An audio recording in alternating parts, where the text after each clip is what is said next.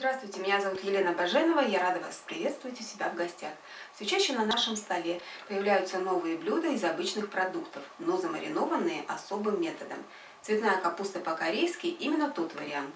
Приготовить ее можно всего за несколько часов, и идеальная закуска порадует ваших гостей. А для рецепта мы берем белок цветной капусты, воду, морковь, чеснок, сахар, кориандр, соль, масло растительное и уксус. Капусту берем, хорошо промываем и разбираем на соцветия. Готовые разобранные соцветия опускаю в горячую кипящую воду. И провариваем 3-5 минут, не больше. Перекладываем соцветия в дуршлаг. Можно отключить воду, нагрев. Так, и оставляем стекать.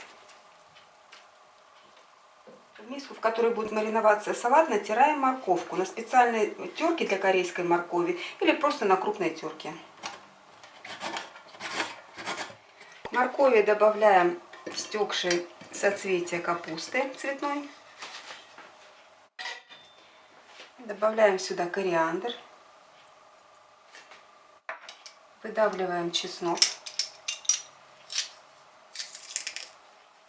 И добавляем молотый перец. Кто любит поострее, можно добавить немножко больше чеснока.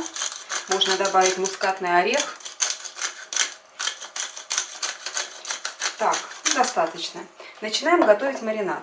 В кастрюлю выливаем воду. Добавляем соль, сахар и растительное масло. Ага, вот оно. Включаем нагрев и доводим до кипения. Маринад закипел, добавляем уксус. Буквально несколько секунд помешиваем. Отключаем нагрев и горячим кипящим маринадом заливаем овощи.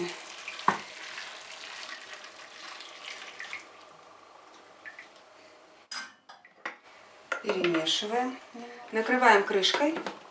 И оставляем овощи мариноваться в течение 3 часов. Лучше это сделать на ночь. Прошло 3 часа. Проверяем, что у нас получилось. Аромат корейского салата. Перемешиваем хорошо.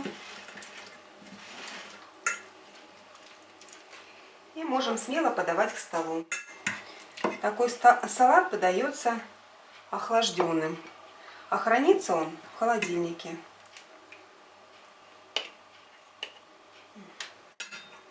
Можно украсить веточкой петрушки, и салат готов.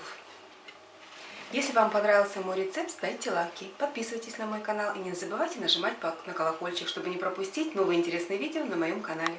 Готовьте с удовольствием и приятного вам аппетита!